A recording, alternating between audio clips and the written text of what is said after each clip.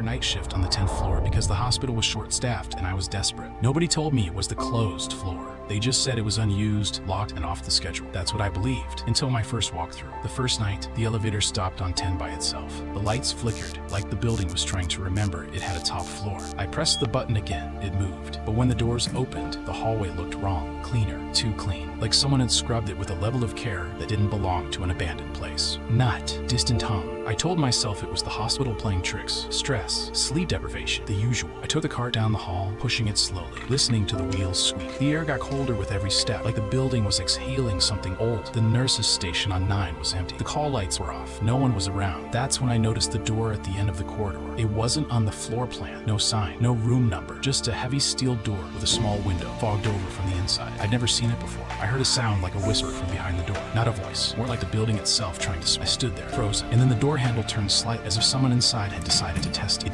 didn't even move, but the pressure of it was enough to make my skin prickle. I backed away. My hands shook so badly I had to grip the cart handle with both fists. I told myself to forget it. I told myself I was being stupid, but my mind kept returning to the door, to that fogged window, to the feeling that something was waiting on the other side. The next night, I found a patient chart wedged under the door. I didn't open it at first. I stared at the name on the cover, then at the date, 1996. Same year, the floor was closed. The name was handwritten in a shaky, old-fashioned script. No hospital logo, no barcode, just ink. I didn't want to read it, but I did. The chart listed a patient who was never discharged. A patient who was listed as still in care. The notes were written like someone was trying to convince themselves the patient was real. I looked up from the chart and the door was open a crack. Not enough to fit through, just enough to show a sliver of darkness. A darkness that didn't belong in a hospital. It wasn't just the absence of light. It was a thickness, like the air was heavier there. Hair grows cold. I didn't go in. I shouldn't have, but I did. I pushed the door a little wider and the smell hit me old disinfectant, wet concrete, and something like cold metal. It wasn't the smell of decay. It was the smell of something kept sealed away. The hallway inside was lined with rooms, each door shut tight. The lights were dim, like the bulbs were too tired to fully turn on. There were no signs, no numbers, just doors. Each one had a small window, fogged like the door had been, like someone had been breathing on the glass for years. I walked slowly, my shoes making no sound. That was the first thing that struck. No sound. The hospital always has sound. The distant beeping of monitors, the shuffle of carts, the whisper of staff. But here, it was as if the building had swallowed every noise and decided to keep it. Then I saw the first room. The window was clear. Inside was a bed. The sheets were neatly folded, like someone had made it just hours ago. A pillow fluffed, a blanket pulled up to the chin. The bed was empty, but the room felt occupied, like someone had just stepped out for a moment. I leaned closer to the window, and I saw something that made my stomach drop. There was a set of handprints pressed into the inside of the glass. Not fresh, not smeared, just pressed, as if someone had leaned on it for support, or had been trapped. The fingers were long and thin, like a child's, but the size was wrong, too large. I backed away, my heart hammered. I told myself I was imagining things. I told myself it was just a leftover prank, but the air felt wrong. The whole floor felt wrong, like it had been waiting for someone to come back. I left the room and turned to go back to the door. The hallway behind me had changed. It was the same layout, but the doors were different. Some had old stickers on them, faded from time. Some had scratches, like someone had tried to claw their way out. The floor was covered in a thin layer of dust, but there were footprints in it. Fresh footprints, barefoot, leading deeper into the corridor. I followed them without meaning to, like my body had decided for me. The footprints led to a room at the far end, a door that was slightly ajar. I pushed it open. Inside was a nurse's station, abandoned, as if someone had left in a hurry. Papers scattered on the desk, a ringing phone, not loud, just enough to make my ears hurt. Soft ringing. The phone stopped ringing as soon as I stepped in. The silence hit like a physical blow. I looked at the desk and saw stacked patient charts, each one dated 1996, each one with the same handwriting. And then I saw the log. The entries were written in a neat hand, every shift recorded, every event noted. And then, near the bottom, the last entry was written in a different style, shockier. The ink darker, like the pen had been pressed too hard. The entry read, "Patient still in care.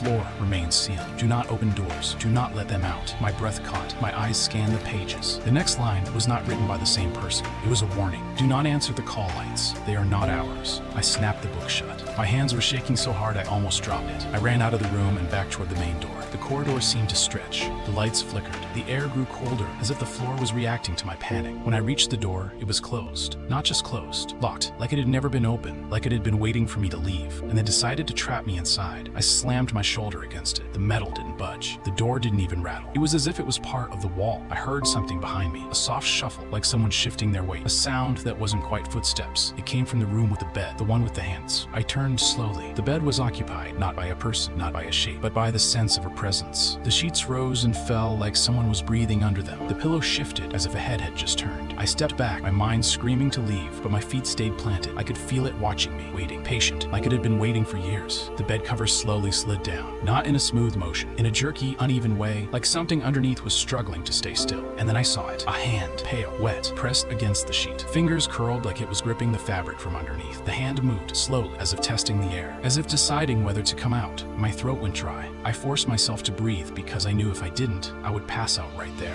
I took one step back. The floor creaked. That sound was enough. The hand paused. The bed went still. The presence stopped. I heard a whisper, faint but clear, like someone speaking through a wall. Don't leave. I spun around and ran, my shoes slipping on a dusty floor. I didn't know where I was going. I just ran. The corridor seemed endless. The doors on either side looked like eyes watching me. The lights flickered faster now, like a heartbeat. Then the call lights started turning on, one by one, on the doors. Not the doors in the corridor, the doors in the rooms. Every single one lit up with that familiar hospital glow, the same glow that means someone needs help. Except there was no one inside those rooms. The lights blinked in a pattern, like a message, like a code, like someone trying to communicate. I forced myself to stop and listen. The hum of the hospital returned, but it was wrong. It was too quiet, too controlled, like the building was holding its breath. And then I understood. The call lights weren't asking for help, they were calling me. I started walking again, slower now, because the fear had changed. It wasn't the fear of being trapped, it was the fear of being chosen. The footsteps behind me began to follow, not the soft shuffle I'd heard earlier. Actual footsteps. Slow, deliberate, matching my pace. Not close, but always there, like something keeping time with me. I reached the door again, the one that led out, the one I couldn't open. I put my hand on the handle. It was warm. The warmth was wrong. The door had been cold before. The warmth meant someone had just touched it, someone on the other side. I turned the handle. It opened, not because it was unlocked, because it wanted me to leave. I stumbled out into the main hallway. The 10th floor was gone.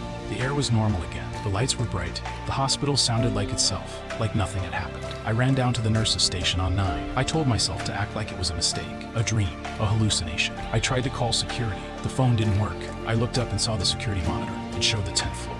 The camera feed was static, then it flickered and showed a hallway I had never seen before. The doors were all closed. The floor looked abandoned. The sign on the wall read, 10th floor closed since 1996. Then the feed zoomed in on a door.